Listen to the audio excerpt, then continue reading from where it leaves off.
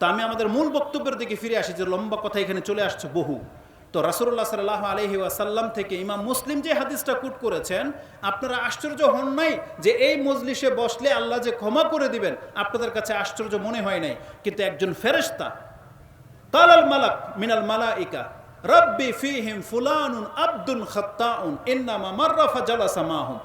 আল্লাহ, আপনি সবাইকে ক্ষমা করে দিলেন, এর মধ্যে তো এমন একজন ব্যক্তি আছে যে চরম পাপী, অনেক পাপ করেছে, সেই মজলিসে শুরু থেকে এসে বসে থাকে নাই, অনেক মানুষকে দেখেছে এদিক দিয়ে যাচ্ছিল, আচ্ছা দেখি কি হচ্ছে কি বলে, এই বলে সে বসে গেছে, কিন্তু চরম পাপী, তাকেও আপনি ক্ষমা করে দিবেন? আপনি কি মনে করেন আল্লাহ যখন ঘোষণা করেছিল, আল্লাহ কি ওই ব্যক্তিকে চিনে কি চিনে না? তাহলে ফেরেশতা যে রিপিট করলো আল্লাহর কাছে, তার মানে আল্লাহ ভুলে যায়নি যে আল্লাহ কাকে ক্ষমা করে দিয়েছেন, আল্লাহ জেনে শুনে ক্ষমা করে দিয়েছেন। ফেরেশতার এই জবাবে আল্লাহ কি বলেন জানেন? কোনো পাপী যদি এই ধরনের মজলিসে বসে যায়, তার বসে যাওয়ার কারণে তাকে আল্লাহ ক্ষমা করে না, বরং এটা এমন একটা মজলিস চলতেছে, এই মজলিসে যারা নিয়মিত বসে তারা এমন মর্যাদার লোক, এদের সাথে যে কোনো পাপী যদি এসে বসে যায়, এই জামাতের সাথে তাকেও ক্ষমা করে দেওয়া হয়। আল্লাহ কথাটাকে এই ভাষায় বলেছেন হুম জুলাসাউ, এই যে যাদেরকে দেখতে পাচ্ছ, এটা এমন একটা মজলিস, তারা এমন লোক যারা বসে আছে, লা ইয়াশকা বিহিম জালিসুহুম, এদের সাথে যে কেউ এসে বসে যাবে আমি কাউকে মাহরুম করব না। আল্লাহ আমি তাকে হতভাগা বানাবো না। তার মানে সব সময় সৎ ব্যক্তিদের সাথে থাকার চেষ্টা করবেন, যেটা আল্লাহ স্বয়ং আমাদের রাসূলকে আদেশ করেছেন। ওয়াসবির নাফসাকা মাআল্লাযিনা ইয়াদউনা রাব্বাহুম বিল গাদাতি ওয়াল আশি ইউরিদুনা ওয়াজহা, যেটা আপনি সূরা কাহফ 18 নম্বর সূরার 28-29 নম্বর আয়াতে পেয়ে যাবেন। আল্লাহ রাসূলকে বলেছেন, তুমি তোমাকে তাদের সাথে স্থির করে রাখো যারা সকাল সন্ধ্যায় তার রবকে ডাকে আল্লাহকে সন্তুষ্ট করার জন্য। আর আমরা সব সময় দামি দামি জায়গায় পয়সাওয়ালাদের নেতাদের পাশে গিয়ে বসতে স্বাচ্ছন্দ্য বোধ করি, কিন্তু আল্লাহ আমাদেরকে শিখিয়েছেন না, তোমরা আল্লাহওয়ালাদের সাথে সব সময় থাকবে, কোনো মা সাদিকিন, তোমরা সত্যবাদীদের সাথে থাকো। তাহলে কি হবে, রেজাল্ট কি জানেন? ওই সত্যবাদীদের কারণে আপনাকেও ক্ষমা করে দেওয়া হবে, যেটা এই হাদিস প্রমাণ করে। এটা যদি গাড়ের মজলিস হতো, পাপীদের সাথে থাকার কারণে আপনার পাপ হতো, যেহেতু এটা একটা কোরআন সুন্নাহর প্রচারের মজলিস, জিকিরের মজলিস, এই জন্য এখানে আসলে তাদের মতো আপনিও নেকি পাবেন, আপনার পাপও মাফ করে দেওয়া হবে। এই জন্য আশা করি যখনই ধরনের মজলিস হবে, এটাতে গুরুত্বের সাথে নেয়ার চেষ্টা করবেন। আল্লাহ আমাদেরকে তৌফিক দান করুন, আমিন। এবার আসুন আমি আমার মূল বক্তব্যের দিকে ফিরে আসি। যেটা বলা হয়েছে কিয়ামতের আলামত নিয়ে কিছু কথা বলতে, এটা একটা লম্বা আলোচনা। বিগত 2 মাস ধরে আমার প্রায় 14টা খুতবা পার হয়ে গেছে শুধু কিয়ামত সংক্রান্ত বক্তব্য দিয়ে। তাতে আমি কি পেয়েছি, তার মধ্যে একটা হলো, আপনারা সবাই সেটা জানেন, সেটা হচ্ছে কিয়ামত চিরসত্য, কিয়ামত হবেই হবে, নাকি না? এই কিয়ামত 2 অর্থে ব্যবহার করা হয়েছে কোরআনে। ইয়াউমুল কিয়ামা, এক, পৃথিবী ধ্বংস হয়ে যাওয়ার দিনটাকেও ইয়াউমুল কিয়ামা বলা হয়, এবং মরার পরে যে আবার হাসর হবে সেই দিনটাকেও ইয়াউমুল কিয়ামা বলা হয়েছে। এটা এমন একটা বিস্ময়কর দিন, যেই দিন পৃথিবী ধ্বংস হয়ে যাবে। আল্লাহর যতগুলো নিদর্শন রয়েছে তার মধ্যে এটি একটি অন্যতম, অনেক বড় একটা নিদর্শন, যে আল্লাহ সুবহানাহু ওয়া তাআলা এই পৃথিবীর সম্পদ সহ পুরো পৃথিবীটাকে আল্লাহ পাউডার করে দিবেন, একবার ধূলিসাৎ করে দিবেন। আল্লাহ বুঝাতে চেয়েছেন, এই পৃথিবীর জন্য তোমরা যে যা কিছু করতেছো, আমি তোমার চোখের সামনে বান্দা এগুলো সব ধূলিসাৎ করে দেব।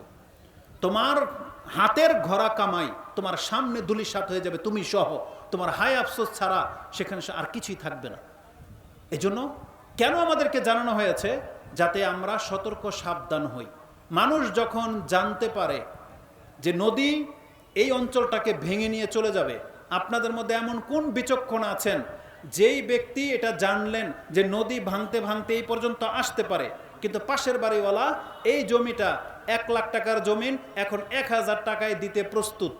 আপনাদের মধ্যে কে আছেন এত বুদ্ধিমান যে 1 লাখ টাকার জমিন 1000 টাকায় পাচ্ছেন আর আপনি নেবেন? আছেন কেউ এমন ব্যক্তি? কেন? ভেঙে যাবে তাই? এটা তো আপনার চোখের দেখা, নাও ভাঙতে পারে, আল্লাহ তো এটাকে ঘুরিয়ে দিতে পারে, পারে না? যারা অনেকে এইভাবেই তো জ্ঞানার হয়ে যায়, মানে লাভবান হয়ে যায়। এটা নিশ্চিত আবার অনিশ্চিত। আর যেই সংবাদ আমাদের রব দিয়েছেন, আল্লাহ দিয়েছেন, এটা কি অনিশ্চিত নাকি নিশ্চিত? কিন্তু দেখেন আমাদের অবস্থা, আমাদের ঘরবাড়িগুলো দেখেন। আপনার জীবনের সমস্ত মেহনত আপনি লাগিয়ে দিয়েছেন কোথায়? আপনার একটা বাড়ি বানানোর জন্য। সমস্ত মেহনত, আপনার বাড়ির গেটআপ দেখেন, বুঝতে পারবেন যে একজন ব্যক্তি তার বাড়ি বানানোর জন্য কত টাকা খরচ করে থাকে। কথায় প্রসঙ্গে কথা আসে, আমাদের নবী মুহাম্মদ রাসূলুল্লাহ সাল্লাল্লাহু আলাইহি ওয়াসাল্লাম তিনি যদি আমাদের ঘর বাড়ি বা আমাদের চালচলন দেখতেন, হয়তো তার উম্মত বলে স্বীকার করতেন না, আমাদেরকে হয়তো অস্বীকারই করতেন। কেন জানেন? কারণ রাসূলুল্লাহ সাল্লাল্লাহু আলাইহি ওয়াসাল্লাম এই জীবনটা গ্রহণ করেন নাই। আপনি যদি হালালভাবে করে থাকেন তাহলে প্রশংসনীয়, কিন্তু এই বাড়ি করতে গিয়ে, আপনার স্ট্যাটাস বজায় রাখতে গিয়ে, আপনি সচ্ছল হওয়ার জন্য আপনি যে হালাল হারামের মিক্স করে ফেললেন, আপনি যে হালাল হারাম বেছে চলেন না, এই ব্যক্তিদেরকে রাসূল অন্তত কোনোদিন আপনার উম্মত হিসেবে গ্রহণ করতেন না। কিসের থেকে বললাম জানেন? কোরআনে একটা আয়াত রয়েছে, সম্ভবত 26 নম্বর সূরার 129 নম্বর আয়াত। আজ থেকে কয়েক হাজার বছর আগের একজন নবী তারা জাতির নমুনা দেখে তিনি এইভাবে বলেছিলেন। তিনি বলেছিলেন তাদের ঘর বাড়িগুলো দেখে, ওয়াতাত্তাখিযু মাসানিয়া লাআল্লাকুম তাখলুদুন, আমি তোমাদের ঘর বাড়িগুলো দেখে মনে হচ্ছে যে তোমরা চিরস্থায়ীভাবে বসবাস করার জন্য দুনিয়াতে আসছো। মনে হচ্ছে যে তোমরা চিরস্থায়ীভাবে দুনিয়াতেই বসবাস করার জন্য আসছো, তোমরা হয়তো মরবা না। তোমাদের এমন চিন্তা, এমন চিন্তা যারা করে তারাই না কোটি কোটি টাকা দিয়ে ঘরবাড়ি বানায় মার্বেল টাইলস দিয়ে। এটা তো কারণের নিদর্শন ছিল। কারণ করেছিল এই কাজটা, যে আমার বাড়ির সামনে দিয়ে যে যাবে সে তাক লাগিয়ে তাকিয়ে থাকবে, যেটা কারণের বাড়ি। আজকে মুসলিমদের চরিত্র কিন্তু ওই রকম হয়ে গেছে। তারা হালাল হারাম বাঁচে না, তার এই প্রপার্টিকে সুপ্রদর্শন করার জন্য তারা একাকার করে দিচ্ছে দিন রাত।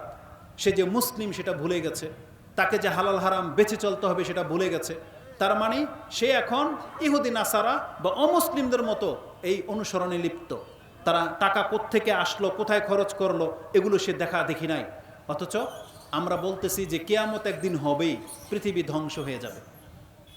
আপনি দেখেন, যদিও সেটা আল্লাহ সুবহানাহু ওয়া তাআলার আযাব দিয়ে নয়, কিন্তু ইহুদিদের মাধ্যমে, ইহুদিদের কারণে ফিলিস্তিনের যে শহরগুলোকে ধ্বংস করা হয়েছে, যখন ভিডিও ক্লিপ দেখানো হয় আপনি দেখতে পাবেন তাদের বাড়ি ঘরগুলোকে কিভাবে নির্মাণ করা হয়েছিল, কত আমোদ প্রমোদে মুসলিমরা থাকতো। কিন্তু আল্লাহ সুবহানাহু ওয়া তাআলার পক্ষ থেকে আমরা বলবো এটাকে একটা পাকড়াও করা হয়েছে। এটা আমাদের অপরাধের কারণেই হয়েছে। হয়তো আল্লাহ সুবহানাহু ওয়া তাআলা আমাদেরকে শিক্ষা দিতে চান, কারণ আল্লাহ সুবহানাহু ওয়া তাআলা কোনো একটা ঘটনা ঘটিয়ে অন্যদেরকে শিক্ষা নিতে বলেছেন, যে তার মধ্যে তোমাদের জন্য ইবরত রয়েছে, শিক্ষণীয় বিষয় রয়েছে। আল্লাহ যখন কাউকে ধরে তখন কিন্তু আল্লাহ কাউকে ছাড়েন না। ঠিক কাফেরদেরকে আল্লাহ যখন ধরবেন তখন আল্লাহ সুবহানাহু ওয়া তাআলাকে নাস্তানাবুদ করে দিবেন। কিন্তু আল্লাহ সুবহানাহু ওয়া তাআলার নীতি হলো, যখন আল্লাহ কোনো জাতিকে ধ্বংস করতে চায় আল্লাহ কোনো না কোনোভাবে তাদেরকে ধরে। যদিও তারা আমাদের মুসলিম ভাই, কিন্তু আমি আপনাকে দেখাতে চেয়েছি তারা এইরকমই এই ঘর বাড়িগুলোকে সুন্দর করে বানিয়েছিল, যেটা আমরা এখন করতেছি। সৌদি আরবে দেখেন, দুবাই দেখেন, আরব কান্ট্রিগুলো দেখেন, তারা সম্পদ পেয়ে এমনভাবে দুনিয়ার দিকে ঝুঁকে যাচ্ছে, তারা রাসূল ইসলামের সেই কথাগুলো ভুলে গেছে যে আরব এক সময় খারাপ হয়ে যাবে এবং এই খারাপের কারণেই এই পৃথিবীটা একদিন ধ্বংসের দিকে যাবে, সেই দিকে যাচ্ছে। তা আমাদের শিক্ষা বলে একটা, কিন্তু আমাদের চরিত্র হয়ে যাচ্ছে ভিন্ন। তো কথা হচ্ছে যে কিয়ামত হবে এটা আমরা সবাই জানি, তাতে কোনো সন্দেহ নেই। আল্লাহ সুবহানাহু ওয়া তাআলা সূরা গাফির 40 নম্বর সূরার 59 নম্বর আয়াতে বলতেছেন, ইন্নাস সাআতা লাআতিয়াতুন লা রাইবা ফিহা ওয়ালাকিন আকসারান নাসি লা ইউমিনুন। নিশ্চয়ই কিয়ামত হবেই হবে, এতে কোনো সন্দেহ নাই। এই কথাতে আমরা সবাই একমত, কিন্তু তার পরের অংশটা আমি আর আপনি হয়তো লক্ষ্য করিনি। আল্লাহ বলেছেন ওয়ালাকিন্না আকসারান নাসি লা ইউমিনুন, কিন্তু অধিকাংশ মানুষ কিয়ামত হওয়াটাকে ঈমান আনেনি, বিশ্বাস করতে পারেনি। আপনি হয়তো মুখে বলবেন যে আমরা তো বিশ্বাস করে নিয়েছি যে কিয়ামত হবে। এখন আল্লাহ সুবহানাহু ওয়া তাআলার উদ্দেশ্য যদি এটা হয়ে থাকে যে তারা মুখে বলবে বিশ্বাস করেছি, কিন্তু তাদের আমল আখলাক আচার হবে ভিন্ন, না বিশ্বাস করার মতো। কারণ বিশ্বাস অবিশ্বাসীদের মতো কখনো সমান হইতে পারে না। যেমন আল্লাহ সুবহানাহু ওয়া তাআলা সূরা হাশরের মধ্যে বলেছেন, লা ইয়াস্তাওয়ি আসহাবুন নারি ওয়া আসহাবুল জান্নাহ। জান্নাতি আর জাহান্নামী কোনোদিন সমান হতে পারে না। যারা জানে আর যারা জানে না তারা কোনোদিন সমান হতে পারে না। যেমন রাত দিন চক্ষুমান ব্যক্তি এবং হিদায়াত পাওয়া ব্যক্তি যেমন সমান নয়, তেমনি আল্লাহ সুবহানাহু ওয়া তাআলা বলেছেন বিশ্বাসী আর অবিশ্বাসী কোনোদিন সমান হতে পারে না। কোরআনে আল্লাহ সুবহানাহু ওয়া তাআলা সূরা মুমিনুন তার 34-35 থেকে পড়েন, কাফেরদের কিছু কথা রয়েছে। এক কাফের লিডার এই কথা বলেছিল, ইন হিয়া ইল্লা হায়াতুনা দুনিয়া নামুতু ওয়া নাহইয়া ওয়া মা নাহনু বিমাবউসিন। এই যে দুনিয়াতে আমরা জীবন পেয়ে গেছি, এটাই আমাদের জীবন। এখানে আমাদের হাড় হাড্ডি গলে যাবে, আমরা আর কিয়ামত নাই, আমরা আর কিয়ামতের মাঠে উঠবো না। এটা হচ্ছে একটা ব্যক্তির চিন্তা বা বিশ্বাস, যাদেরকে আমরা কাফের বলি, মুনাফিক বলি। এই ব্যক্তি তার জীবন যেমন খুশি তেমন পরিচালনা করতে পারে, কিন্তু যেই ব্যক্তি বলে ইন্না লিল্লাহি ওয়া ইন্না ইলাইহি রাজিউন, যে আমার বিশ্বাস হলো আমরা আল্লাহর কাছ থেকে এসেছি এবং আল্লাহর কাছে আমাদেরকে ফিরে যেতে হবে। আপনি বলেন তো দেখি, এই যে দুই রকমের কথা, দুই রকমের বিশ্বাস, তাহলে তাদের কর্মটা কি দুই রকম হওয়ার কথা ছিল নাকি একই রকম থাকার কথা? একজন ব্যক্তি বলে আমি আল্লাহর জন্য, তাহলে তার কর্ম, আর যে ব্যক্তি বলে পরকাল নাই, আমি আল্লাহতে মানি না, এই দুই ব্যক্তির কর্ম কি একরকম হবে? এবার আপনি আপনার চেহারাটা নিয়ে একটু গ্লাসের সামনে দাঁড়ান, দেখেন তো এটা কোনো হিন্দুর সাথে মিলে যায় কিনা। আপনি দেখেন তো আপনার মুখ থেকে সেই গন্ধ আসে কিনা যেটা একটা ইহুদি, নাসারা, খ্রিস্টান, হিন্দুর মুখ থেকে আসে। আপনার পোশাকটা চেক করেন তো, দেখেন তো এটা ট্রাক্টরের নিচে কিনা, যেটা একটা অবিশ্বাসীর প্যান্ট। আপনার ইনকামটাকে দেখেন, সেটা কি কোনো অবিশ্বাসীর সাথে মিলে যায় কিনা, এটা দেখেন, নাকি এটা হালাল বিশ্বাসের সাথে মিলে কিনা আপনি একটু দেখেন। আজকে সারাদিন 24 ঘন্টা আমরা যে যা কিছু করেছি, দেখেন তো আমাদের ফরজ ইবাদতগুলো ঠিক আছে কিনা, নাকি ওই হিন্দুর মতো যে মন্দিরেও যায় না, আপনি মসজিদও যান নাই, শুধু একটা ধর্মের মতো করে আছে, যে আমরা একটা ধর্মের মধ্যে আছি, মুসলিম আমরা, মানে মুসলিম মানেই জান্নাতি, যেটা আমাদেরকে জানানো হয়েছে মুসলিম একদিন না একদিন জান্নাতে যাবেই। এই বিশ্বাসে আমরা হয়তো জান্নাতি, তাই না?